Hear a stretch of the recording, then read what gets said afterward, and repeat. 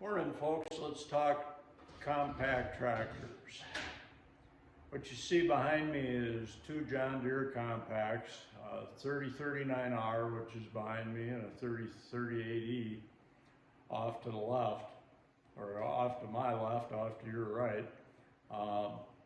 It's probably rare that people have both of these two tractors, so it's kind of hard to get a comparison, but it just so happens we have one of each.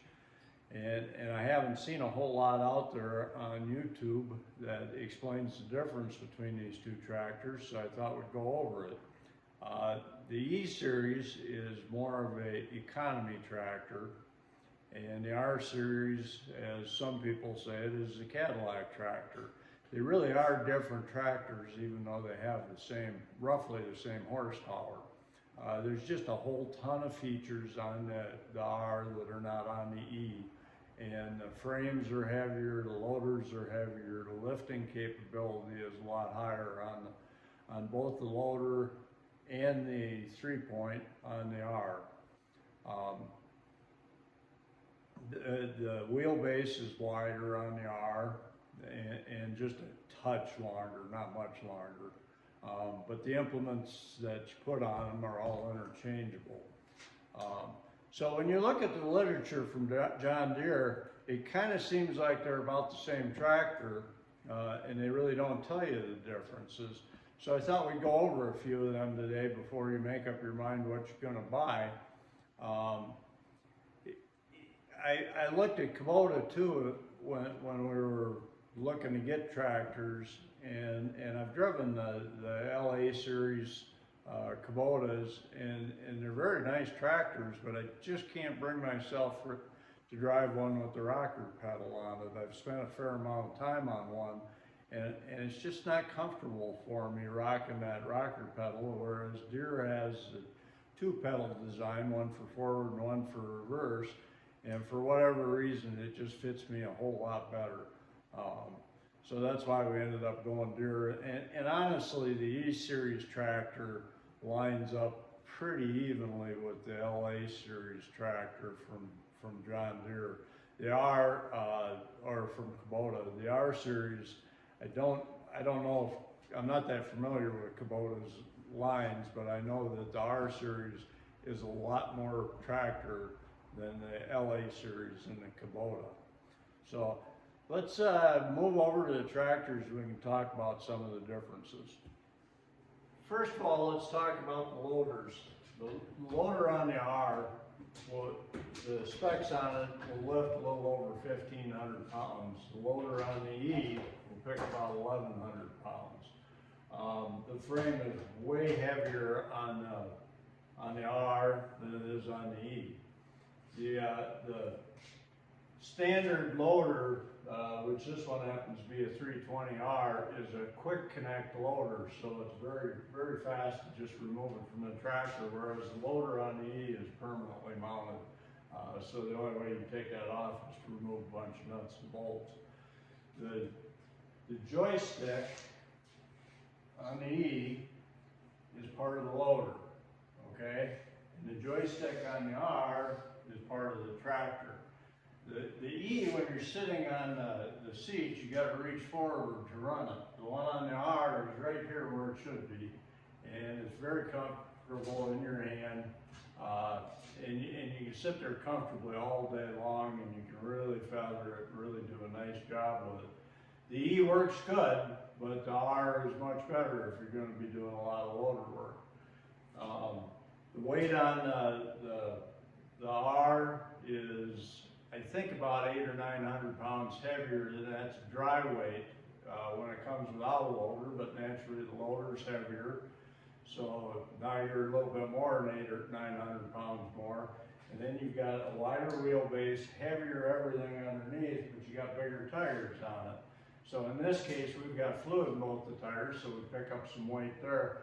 It wouldn't surprise me if this tractor ends up weighing, and I don't know this, and don't hold me to it, but I think somewhere around 1,200 pounds more than this tractor.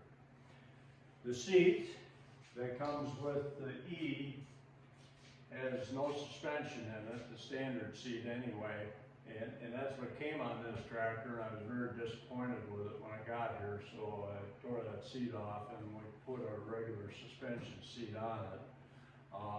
Whereas the seat on the R is a really nice, comfortable seat with really good cushion, and a lot of adjustment. What else? The R series has cruise control and a bunch of controls that you can set through the computer to maintain speed. So if you're plowing at a certain speed and you set cruise control, it just revs the tractor up to keep it going faster. You can also set your RPMs on the speed of your PTO through an adjustment, and say you want 540 RPMs on the PTO. If you have it set up in the automatic mode, it will rev the engine up and maintain that speed, whereas here you got to do it manually through a throttle. The gas tank on the diesel tank on the R is under the hood, right here. And a nice gas gauge, big filler, easy to get at.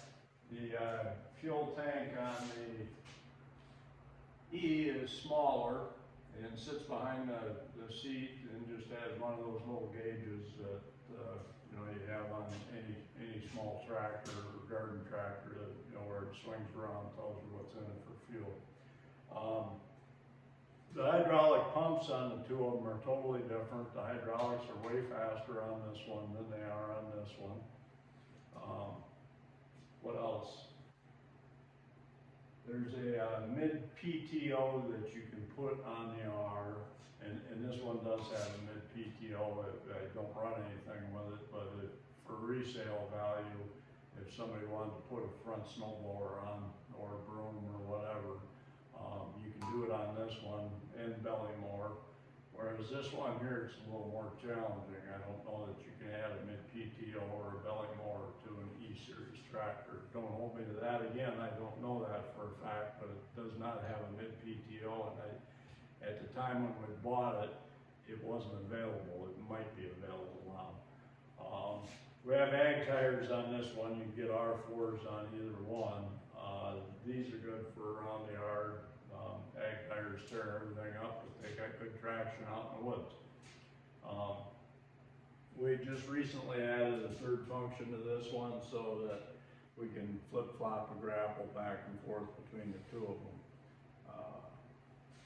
We have a little different lighting configuration on both. And on the R, I've added third function to the loader, fourth and fifth function to the back, and I'll take you back there and show you the back of the tractor. So this is the back of the R. Your third function feeds off of this solenoid here, and these hoses actually run all the way up to right here. These actually run all the way up to the front of the loader. And here we have our fourth and fifth functions, and I pull a little logging trailer with a 360 grapple on it, and also have a little backhoe for this unit. And this is enough tractor to do it, whereas the other tractor is pretty light to be doing stuff like that. You control your fourth and fifth functions on these two levers here. This is the panel that lets you do a lot of adjustments. You can adjust it's got your cruise control in there. It's got, this knob here is a cell and decel, so when you let off your pedal, you can adjust how fast it stops and how slow it stops, how far it coasts. Cruise control, it's good, but it's not like a car. I mean, you don't just step on the brake when you want to stop. It will stop it, but not very quick. You got to kind of manually take the cruise control off. And you got to plan ahead a little bit for that, because this is a tractor, it isn't a car. There's your foot pedals, forward and reverse. And that's what I really like about Deere versus Kubota. I don't care for that rocker pedal they have. Like I have said, the Kubota makes a really good tractor. It's just this is much more comfortable for me to drive. Here's the joystick, and you will see that the joystick is part of the tractor on the R, and then your third function is fed off of these buttons over here. And it's the same over on the E. Third function is on a button on the knob on the joystick. I pointed out the gas tank on the R was under the hood, and this is your gas tank on the E. So you get the idea. It's kind of nice to have that in front of you. This is a different seat that we put on this tractor, and this one does have the hydraulic underneath for up and down, so it's got, you know. So the difference in price between these two tractors is somewhere around $8,000. That's your base price to start with. So the R costs $8,000 more than the E. If all you need is a tractor to do a little lifting and some work around the homestead or whatever, the E's been a very dependable tractor for us. But we tend to work our land hard. I've built a pond with the R. I could have never done that with the E. I moved some heavy logs with the R that I really struggled to do it with the E. I plow snow with the R. That would be fine on the E. And all in all, you know, if I didn't have an R, I'd be really, really tickled with the E. But having one of each, they are not the same tractor by any means. The E series, like I said, I think it was more set up to deal with the LA series Kubota, and I don't know if Kubota has anything that matches up with the R. It's just got a ton of features on it. It's just a very comfortable, nice tractor to drive. And for me, it's well worth the money. In fact, if I ever get another one, it will be the next size up, because I love the lifting capability of the 400 series over the 300 series. But this is the best you can do with the 300 series, and it's good enough. I pick some real heavy stuff, but I have other equipment around here that I can use. It's just not as much fun to drive as this is. So kind of in recap, if you're looking for a compact tractor, do a ton of research on it. I don't know that I did a ton of research when I first started looking at these. If I had, I maybe would have educated myself better on the difference between the different models. I think I would rather own a 3033R than a 3038E. It's probably a little more money than the E, but it has the same lifting capability as the 3039R does. So it's worth a look. Go to your John Deere dealer, sit on them, have the dealer tell you what the difference is. It's very difficult to find the difference in the literature from John Deere, because they don't want to tell you that the 3038E is not the same tractor as the 3039R. They want to compare it to that LA series Kubota, I believe. And it does compare pretty well with the LA series Kubota.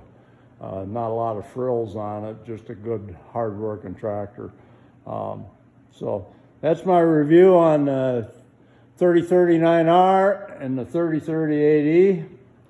And hopefully I give you some tips or some pointers and some info on the difference between the two of them. And thanks for watching. Have a great day.